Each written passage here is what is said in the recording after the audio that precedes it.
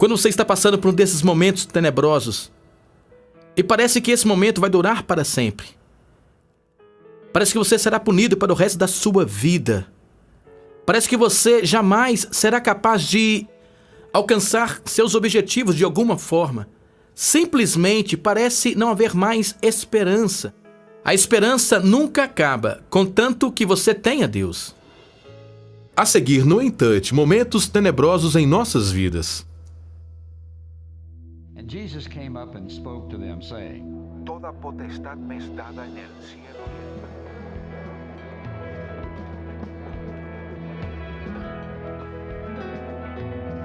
所以你们要去，使万民做我的门徒。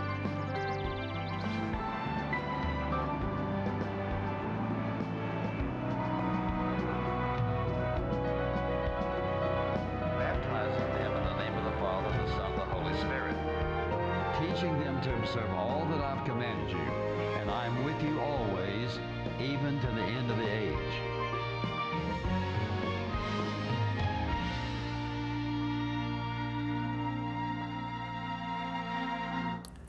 Se você quer o melhor de Deus em sua vida, e você quer que sua vida faça uma diferença, então pode esperar trilhar a estrada da adversidade. Ele está sempre ali. E é incrível como, de alguma forma, Deus usa as adversidades em nossas vidas para nos moldar, para nos fazer encaixar em seus propósitos e para nos equipar para que façamos aquilo que Ele deseja fazer em nós. E quando você pensa no que são adversidades, são aqueles momentos de trevas em nossas vidas. Ou seja, os momentos quando nos sentimos provados e tentados, nos sentimos feridos, usados e abusados, nos sentimos deprimidos, ansiosos, com medo, sem esperança, presos ao pecado triste, todos esses sentimentos que inundam a vida de uma pessoa, angústia e perda.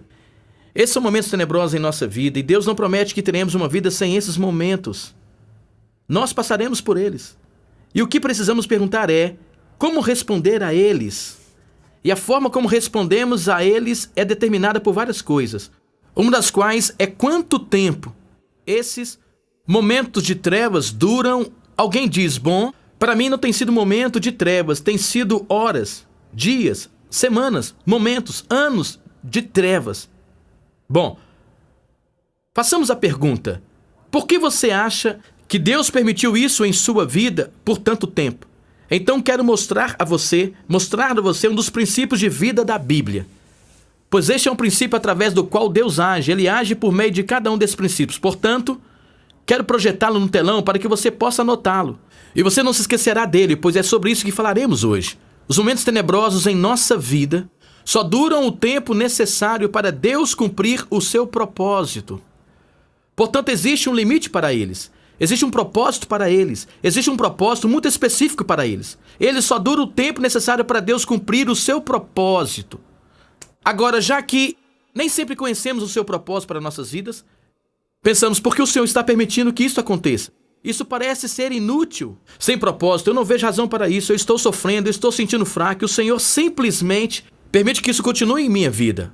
Bom, nós não vemos, mas Deus vê, porque Ele vê a nossa vida do início ao fim.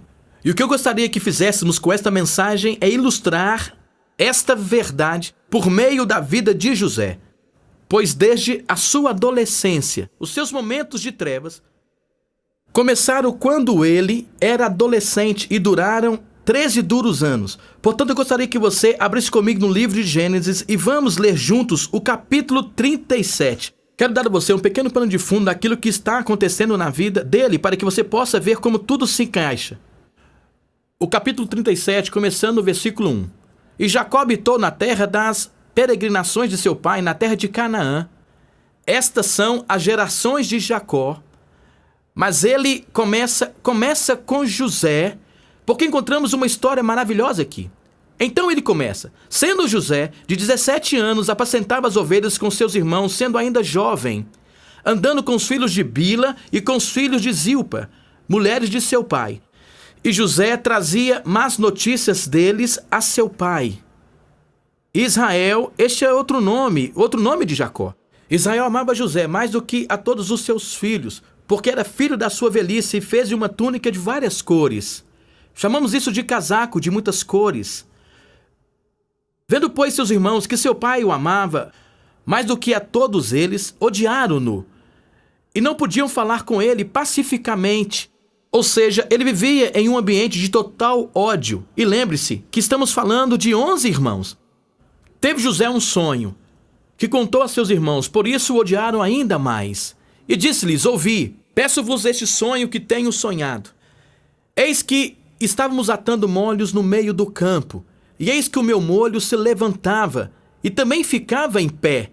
E eis que os vossos molhos rodeavam e se inclinavam ao meu molho. Agora, eu não acho que teria contado a eles a parte desse sonho.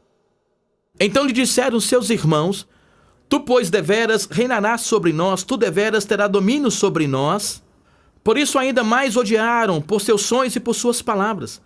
E teve José outro sonho, e contou a seus irmãos, e disse: eis que tinha ainda outro sonho, eis que o sol e a lua e 11 estrelas se inclinavam a mim. E contando a seu pai e a seus irmãos, repreendeu o seu pai e lhe disse: que sonho é este que tivestes? Porventura viremos eu e a tua mãe e teus irmãos a inclinar-nos perante ti em terra? Seus irmãos, pois, o invejavam, e seu pai, porém, guardava esse negócio em seu coração. E seus irmãos foram apacentar o rebanho de seu pai, junto de Siquém. Disse, pois, Israel a José: não apacenta teus irmãos junto de Siquém? Vem, enviar-te-ei a eles. E ele respondeu: eis-me aqui. Agora essa foi uma viagem muito ruim na qual ele embarcou.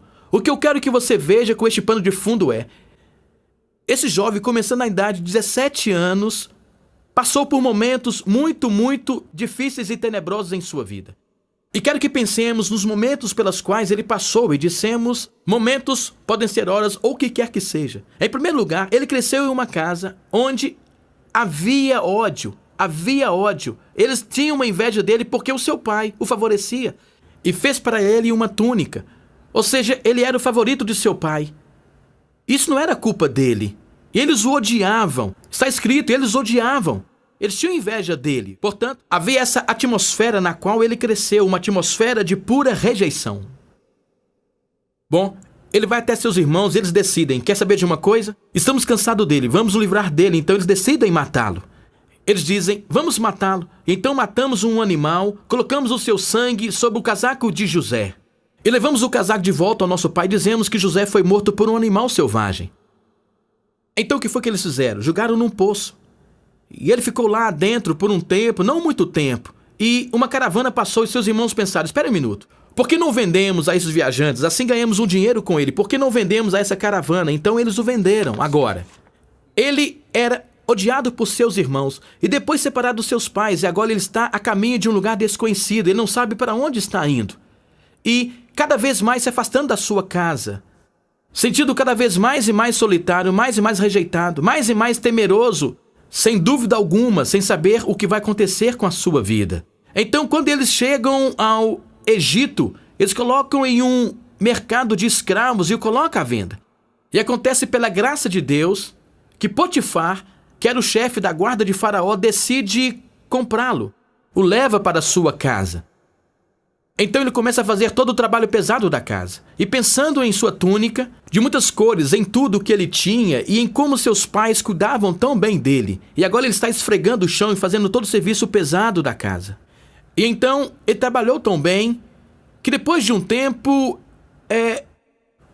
Potifar observou e pensou: bom, ele é muito disciplinado em seu trabalho. Ele não reclama de nada. Que homem é este? Ele tem algo especial. Então, em pouco tempo, Potifar coloca toda a sua casa sob autoridade de José. Ele cuidava de tudo. Tudo foi colocado nas mãos de José. Você diz: bom, agora a situação dele mudou para melhor. Mas lembre-se de uma coisa: ele ainda sente o ódio e a inveja de seus irmãos. Ele continua longe de seus pais. Ele é um hebreu. E agora ele está imerso em uma cultura da qual ele não sabe nada a respeito, nem sabe a língua. Ele teve que aprender. E então tudo se resume a frustração e angústia, ansiedade e tristeza. E então ele faz o seu melhor, e a Bíblia diz que ele é bem sucedido, encontra graça e favor aos olhos de Potifar, mas José também é bonito. Então a mulher de Potifar começa a olhar para ele e desejá-lo, e faz tudo que está em seu poder para levá-lo para a cama com ela, mas ele nega e diz: Como posso fazer isso quando seu esposo me colocou à frente de toda a sua casa e quanto ele confia em mim? E a resposta é não. Então ela o cerca e o engana. E o que acontece quando ela conta para o seu marido? Naturalmente, ele vai acreditar nela, eu acho. Bom, eu não acreditaria. Eu acho que ele até tinha dúvida. Mas se ele agia assim com José, provavelmente ela já tinha agido da mesma forma com outros homens. Mas ele acreditou nela e colocou José na cadeia. Agora pense sobre isso. Agora você é levado à prisão pelo guarda, pelo chefe da guarda de Faraó. Você é levado à prisão como um criminoso por tentar seduzir a esposa do chefe da guarda. Você está na cadeia e naturalmente você será esquecido lá dentro. Joguem-no na prisão. Por quanto tempo ele ficou na casa de Potifar? Quanto tempo na prisão? Não sabemos, mas uma coisa é certa. Não é o tipo de prisão que conhecemos hoje, pois outras passagens da Bíblia falam que ele ficou acorrentado e preso às cadeias. Então, imagine como ele foi tratado quando chegou à prisão.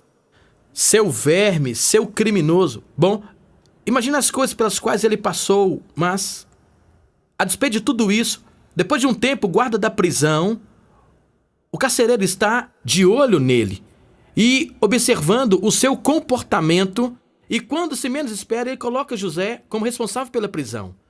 Portanto, onde quer que ele vá, ele é um sucesso em tudo o que ele faz. Ele diz, isso não é tão ruim assim, espere um minuto, ele está na prisão. Estamos falando de prisões subterrâneas, estamos falando de barra pesada. Bom, o padeiro e o mordomo de Faraó também estão na prisão. Os dois foram mandados para a prisão. E então, eles começam a falar e contam do sonho que tiveram. E José diz, deixe-me ver se consigo interpretar esse sonho. Então interpreta o sonho de que um deles seria restaurado ao seu posto e o outro seria decapitado. E o mordomo seria restaurado e o padeiro seria decapitado. E certamente foi isso o que aconteceu. E então José disse ao mordomo, quando você voltar ao palácio, por favor, diga a Faraó que eu interpretei esse sonho e lembre-se de mim. Ele disse, sim, farei isso. E se esqueceu dele. Quanto tempo se passou? Provavelmente uns 2 anos. Esse era o tempo de Deus. E então, um dia, ele está na prisão e ele é abordado por alguém que diz, você precisa fazer a barba, se arrumar, temos roupas novas e limpas para você, siga-me. Bom, mas o que era isso? O que estava acontecendo? Normalmente eles não executavam prisioneiros em roupas limpas, então ele não tinha a menor ideia do que estava acontecendo. E eles o levaram até Faraó, que diz, tenho tido sonhos e ouvi dizer que você pode interpretá-los. E os sonhos eram sobre 7 anos de fome e miséria e 7 anos de abundância. E ele interpretou aquele sonho de uma forma tão poderosa que Faraó, bom, mas esse é um jovem hebreu, é apenas um jovem. Ele tem 30 anos de idade e onde foi que ele passou sua vida? Passou sua vida como escravo. Passou sua vida na prisão como um criminoso que estava lá por tentar seduzir a esposa de Potifar. Ele não tinha nenhum pingo de chance. Faraó disse, eu não encontrei esse tipo de sabedoria em lugar nenhum. Estou te colocando no controle. O segundo homem depois de mim. O que você disser é uma ordem. Você, a partir de hoje, é o primeiro ministro. O que quer que José diz no Egito é lei.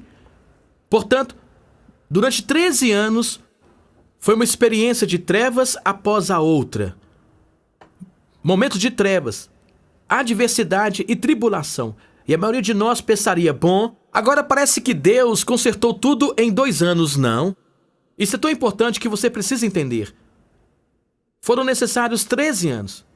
Agora, provavelmente, alguns de vocês estão passando por alguns daqueles momentos de dor em sua vida. E você sente na pele, e você tem os mesmos questionamentos que ele tinha. Deus, por que o Senhor está permitindo isso em minha vida? Senhor, tenho sido um cristão há muito tempo. Tenho tentado fazer o que é certo. Tenho tentado ser obediente a Ti. Ou talvez você diga, Senhor, eu sei que não tenho sido o que eu deveria ser. Eu sei que tenho me afastado, me enganei, me desviei, sei que me afastei de Ti. Em outras palavras, o que quer que seja. Mas você continua fazendo a mesma pergunta. Por que Deus está permitindo que isso aconteça comigo? Porque é doloroso, é ruim. E você pega a sua Bíblia e lê o tanto que Deus te ama, e então você olha ao seu redor e pensa, isso não é amor. E você pensa no que Deus diz, que Ele cuida de nós e provê as nossas necessidades. Bom, Deus, o Senhor realmente se importasse tanto assim comigo, mas por que o Senhor não me abençoa? Existem algumas coisas que jamais compreenderemos até chegarmos aos céus. E não garante que eu as compreenda. Ele somente nos desafia a obedecer. Lembre-se que este é um dos princípios. Talvez eu não entenda, mas a minha responsabilidade ainda é ser obediente. Que eu entenda, compreenda ou não. Então, provavelmente, se você estiver passando por um desses momentos difíceis em sua vida, ouça atentamente, pois existe uma resposta bíblica, verdadeira e eterna para isso. Então, existem momentos quando todos nós encontramos momentos difíceis. Às vezes, gosto de pensar neles como talvez escuros como uma sombra. Então, existem momentos que são tão escuros como o meio da noite. Você não vê esperança alguma, você não consegue ver como Deus pode te livrar. Bom, a pergunta que surge é: qual é o propósito de Deus nesses momentos? Qual é o propósito de Deus em permitir esses momentos de trevas em nosso caminho? Esses momentos de adversidades em nosso caminho, que todos nós enfrentamos em algum ponto da nossa vida. Ouça atentamente. Deus tinha um propósito para José. Eu sei que algum de vocês tem dificuldade em acreditar. Deus tem um propósito para você, o qual é tão importante para Deus como foi seu propósito para José. Você diz, sim, mas veja o que ele fez, essa não é a questão. A questão é como é que Deus nos vê. Ele ama cada um de nós. Ele tem um propósito para a sua vida. Ele tinha um propósito para a vida de José.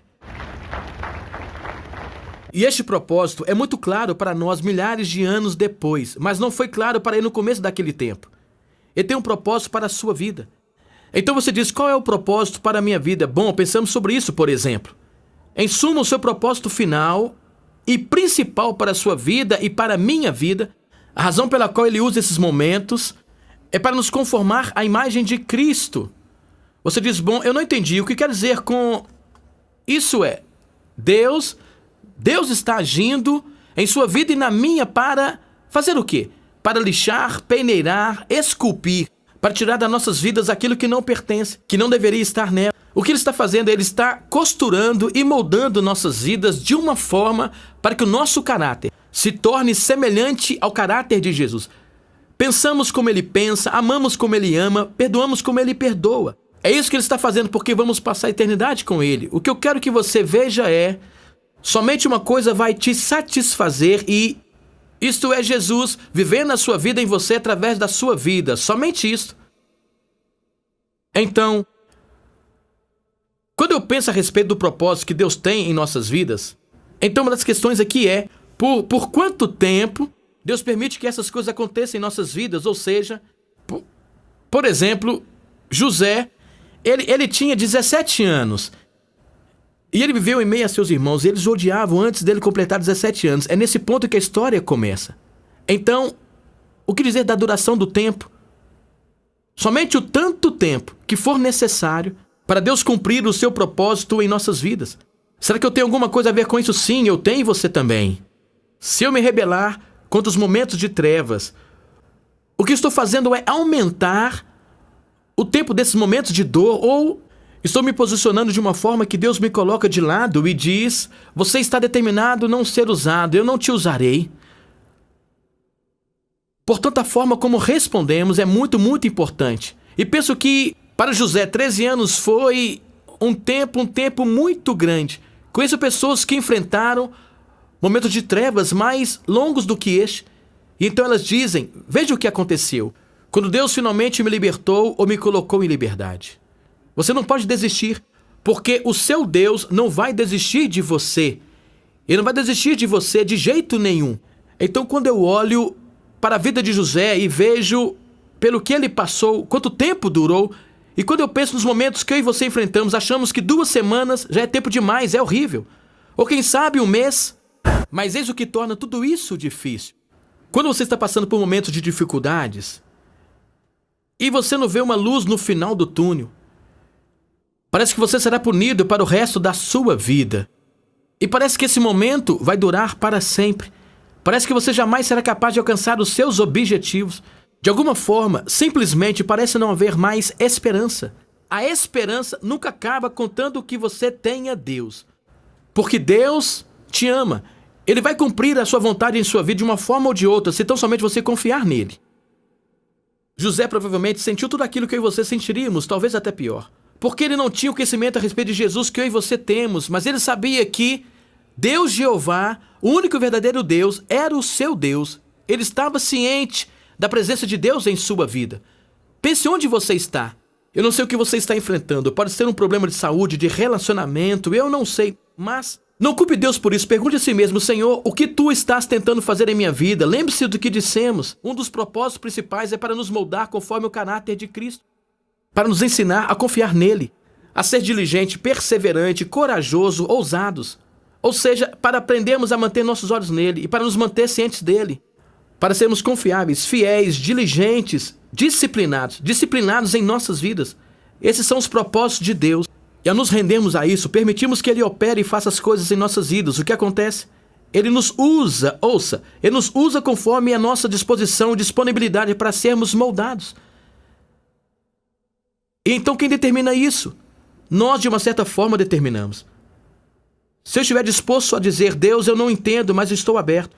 Se isso for necessário em minha vida, o Senhor faça o que o Senhor desejar. Agora, ouça muito atentamente. Você quer sobreviver, independente de qualquer coisa? Existem algumas coisas importantes. Número 1.